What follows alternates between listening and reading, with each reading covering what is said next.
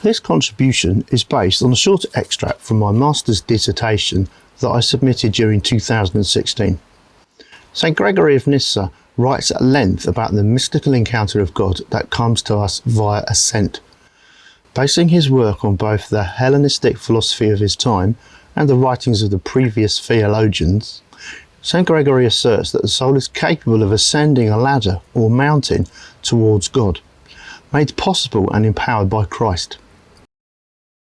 As the soul climbs, so it experiences a deeper, transcendent encounter of God that for Moses culminated on Mount Sinai in what St Gregory describes as luminous darkness. I set out to show that St Gregory of Nyssa was both highly theoretical and very practical in his approach. His profoundly rooted theology is evocatively written, and he has an undoubted ability to give clarity to complex ideas by earthing them in everyday life. He is therefore an excellent learning facilitator, and as such, both inspires and equips his audience. It is my assertion, therefore, that the work of St Gregory of Nyssa continues to have relevance for the modern expression of faith, and deserves a wider audience.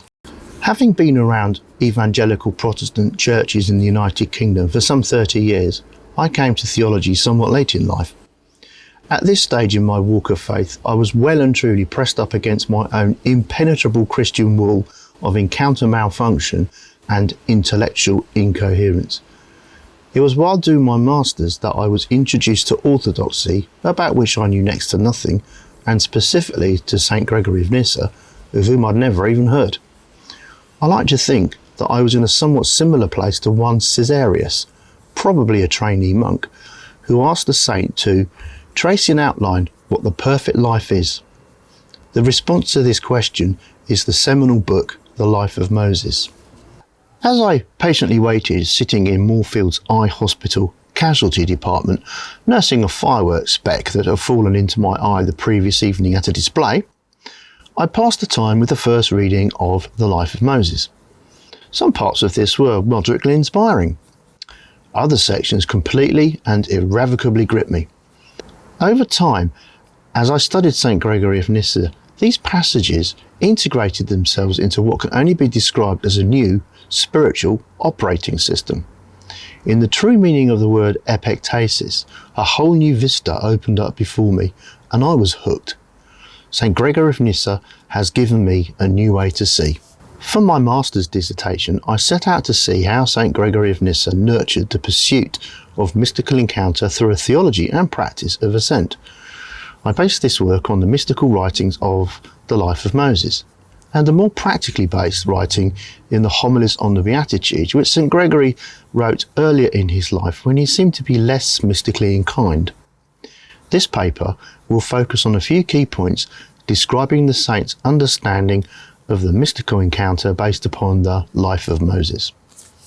The theologian Carrie Atlas suggests that St Gregory of Nyssa takes the events of Moses' life and uses them as a basis for his allegorical teaching on how the reader can experience God.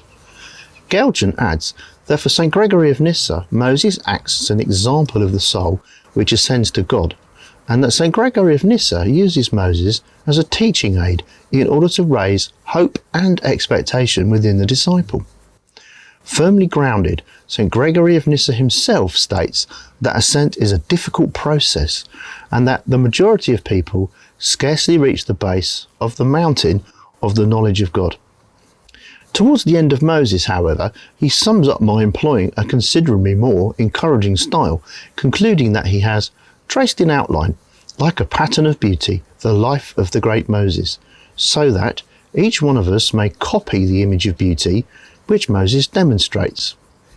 Here, succinctly, beautifully, St Gregory of Nyssa equips and inspires his audience. Without shying away from the challenge, the universal availability of ascent is brought to the fore. St Gregory of Nyssa gives much emphasis to the theophanies of God that Moses experienced at the burning bush and on Mount Sinai. He traces out an upward trajectory of increasing mystical union with the Godhead, linking this increasing depth with a physical movement from light through partial light or obscurity and onwards towards total darkness. There are clear parallels here with St Gregory's commentary on the Song of Songs, and indeed the theologian Luth reminds us that the same three stages of light, cloud, darkness can be seen in songs and in Moses. These three stages have led Danilou to depict St Gregory of Nyssa's understanding of ascent, or the spiritual life, as being a movement from light to darkness. St Gregory, anticipating the incredulous reaction of his reader, goes on to state that we must not think that this is at variance with the sequence of things we have contemplated spiritually. Despite his efforts to calm the scepticism of his audience, it is important for us today to grasp just how countercultural this seems to Protestant Christians whose hymnology contains countless references to the light. For the modern Western reader, ideas surrounding developing union in increasing darkness would not seem a natural motive as they describe their progression in the spiritual walk. The idea of increasing encounter in increasing darkness has been described as paradoxical, and is totally original to St Gregory of Nyssa, who advanced beyond the more standard understanding of a progression from darkness to light, such as Origen had taught previously. The first of our three stages occurs at the Unburnt Bush, to which time sadly permits only a passing reference. It is in this context that St Gregory of Nyssa suggests that religious knowledge comes at first to those who will receive it as light. And he goes on to describe how escape from the darkness of sin can only come about by our participation in the light, which he equates with the pre-incarnate Christ. In describing this first theophany, we see that St Gregory of Nyssa lays down how such a mystical journey of ascent necessitates both the apprehension of Christ as the true light and a participation or communion in this reality. Thus, transformation by participation, which involves the sanctification of our passions, is made possible. As Christ participates in our nature, so the door is open for us to participate in his, and to become more and more like him in the process of theosis. St Gregory's second stage occurs when God calls to Moses from inside the cloud on Mount Sinai. In everyday parlance, we think of such clouds as blocking the view, so it might appear that in some way Moses is in fact being held back from God. This, however, is categorically not the case. It is in this stage that Moses is becoming aware of the incomprehensibility of God, of which the cloud is going to be symbolic. St Gregory of Nyssa provides much instruction on how to prepare for and advance within the partial darkness, much of which is based upon the preceding events in the Exodus narrative. One such passage focuses on God's instruction to Moses that no animal might touch the mountain. This is a puzzling verse, for which St Gregory of Nyssa's allegorical approach opens another whole new vista with a profound implication. We are moving away from talk of purification or controlling of the passions towards a more philosophical and mystical emphasis. The herd of irrational animals who were to be driven as far away as possible from the mountain are governed by their senses, which in turn stimulate their appetites. It's not so much that the natural senses are wrong in themselves, clearly they are not. It is rather that the time has come to move beyond them. He writes that the contemplation of God is not effected by sight and hearing, nor is it comprehended by any of the customary perceptions of the mind. The irrational animals represent the knowledge that originates in the senses, and this knowledge needs to be left behind. For the uninitiated, like me, this language of moving beyond the senses can at best seem confusing. So keen as ever to nurture Caesarius, St Gregory of Nyssa lays out in detail just what he means. The soul who would approach the knowledge of things sublime must first purify themselves from all sensual and irrational emotion.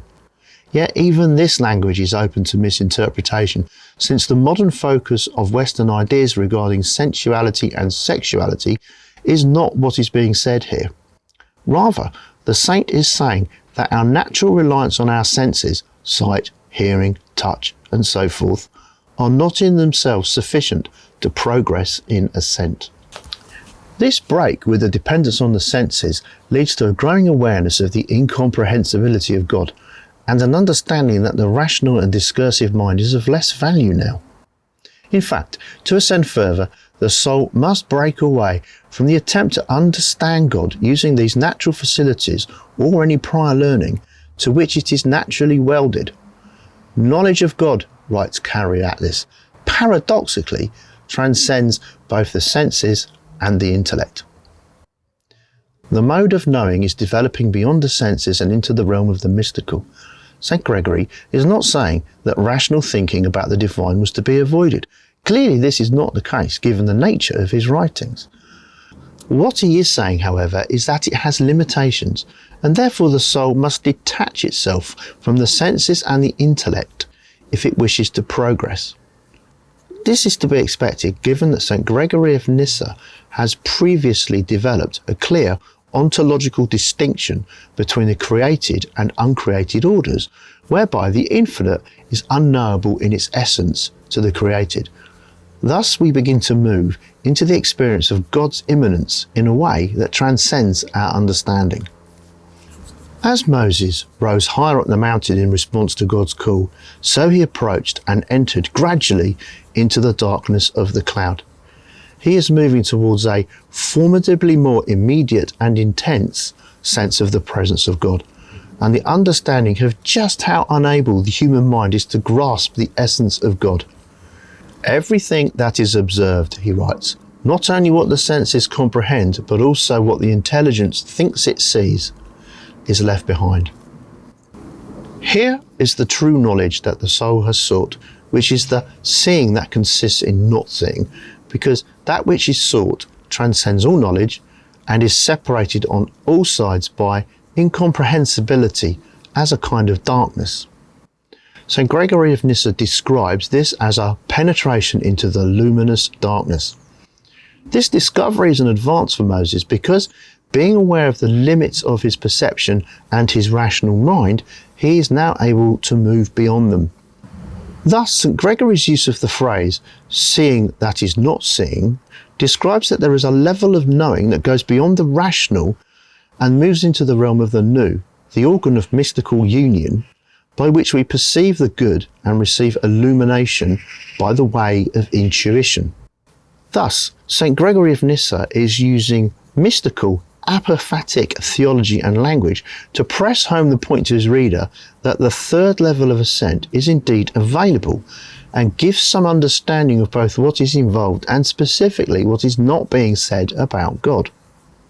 The darkness is a positive development because it helps us to know God in the sense that Origen understood it, and therefore Danielou suggests that this is why it is described as being luminous. Moses has moved from first light through partial obscurity and on into the luminous darkness. Can we say he's reached the pinnacle? Is this the end of his and therefore our ascent? Not a bit of it. Epictasis, the notion of perpetual progress or the eternal reaching out of the soul as it continually seeks to participate more and more in Christ, is a key theme in the life of Moses. And of all his contributions to Christian thought, Rob Dover suggests that this is in fact St Gregory's most significant. Moses, having begun his ascent, was able to move progressively away from the pull of the earthly life, since the opposite pull upwards became stronger and more alluring the higher he went. And this is why St Gregory of Nyssa is able to say that Moses in no time stopped in his ascent, nor did he set a limit for himself in his climb. Having begun to climb, Moses realized that there was no final step, but always one above and beyond the one on which he was standing. Quite naturally, having tasted of God's immanence, the hunger of Moses only increases, and he naturally again seeks a greater participation. The longing is never quenched, neither does it come to an end. Moses continues to thirst for that with which he has constantly filled himself to capacity. At each stage of the ascent, Moses is filled to capacity, so there is no disappointment. But it is as if Moses is able to be stretched in such a way that his capacity expands, and as this happens, so he is further filled. He is in a concurrent potentially never-ending movement of growth-filling. Our epectatic relationship with the divine is predicated on the ontological difference between created soul and uncreated Godhead. Since God has no limits, our expectations is never-ending, even after death and into the age to come. In this very significant contribution, St Gregory of Nyssa enlarges our concept of the life to come, undermining perceptions of a static perfection and challenging us to think more deeply. Unbeknown to me, St Gregory of Nyssa wrote a book some 1600 years ago that would speak to me directly in the 21st century into the areas of encounter malfunction and intellectual coherence that I have described. From conversations with some of my peers, it seems to me that there is a great hunger and thirst for the type of encounter with the divine that St Gregory of Nyssa so beautifully describes. He enables and equips us to recognise that Ascent is not just for the Christian elite, but is in fact programmed into our very spiritual DNA. As a profoundly gifted teacher, his words speak directly into our lives today and inspire hope within the soul of those who long for more participation with the divine. I end my contribution to the conference with a reference to the Beatitudes, Homily 4, where St Gregory writes about how it is harder to experience a good if you are not conscious of that good's existence. He writes, "It is impossible to desire something of which one is not aware.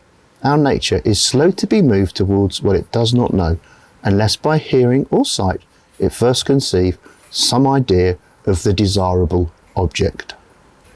Considering that the good in question is the practice and experience of Ascent, St Gregory of Nyssa sheds light on an area of Christian life that in some streams of the Church appears to have been lost within the cave of deceptive shadows.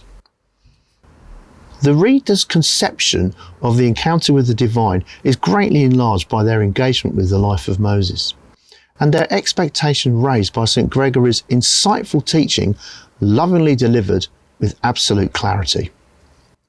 Not only does the desire for God grow stronger as St Gregory feeds and nourishes the innate longing within human nature for the divine, but the capacity of the disciple to experience it is increased as they are more prepared and equipped to gaze upon the beautiful, life-giving truth.